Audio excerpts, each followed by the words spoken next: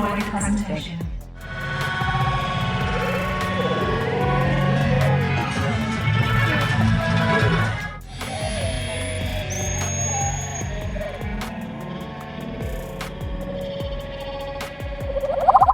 Our members spotted eagle.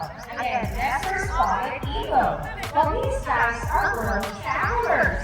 They spend their summers in parts of Europe and take a long vacation down to Africa during the winter. Surfers, open your mouth. I'll help you jump with the mouth. Just follow my page. Okay, now you're ready. Wow, nice. Run on that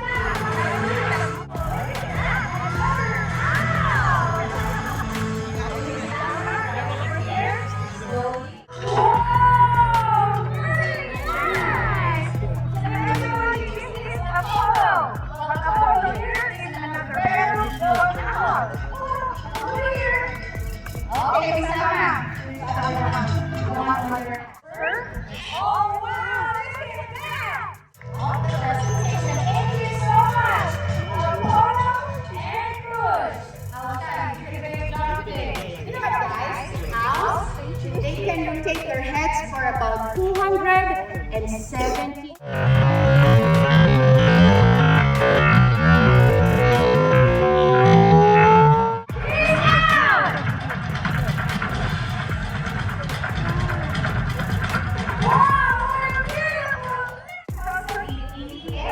They have super sharp talents, laser.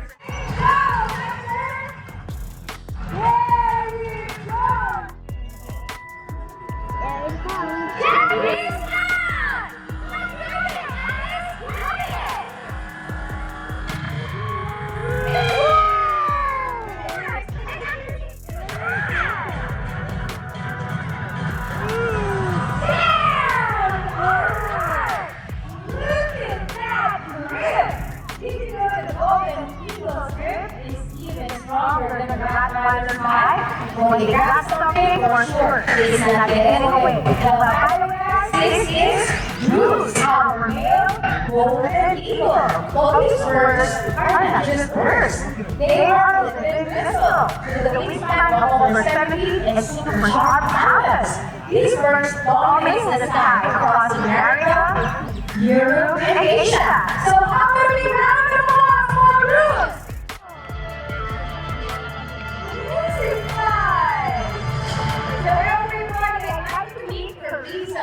Well, Carissa here is our turkey vulture. Again, turkey vulture. Oh! Stay to the carcass.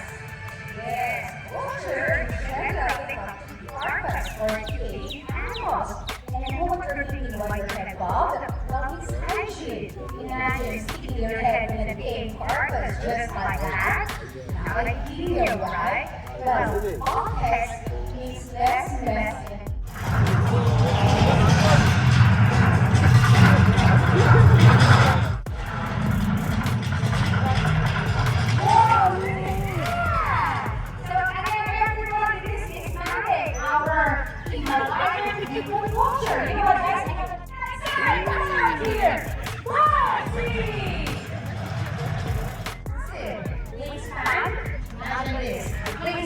Up to 9 feet. Can you just imagine that?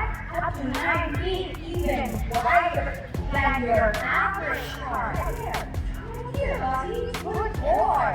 And as I mentioned, they belong to the carcass or the caged animals. But you know, guys, as majestic as they are, even these powerful birds face threats that always can outfly bigger. The land we have for our birds of prey, the fingers and myself, we would like to say thank you for joining us here today. We hope that you enjoyed the presentation and we hope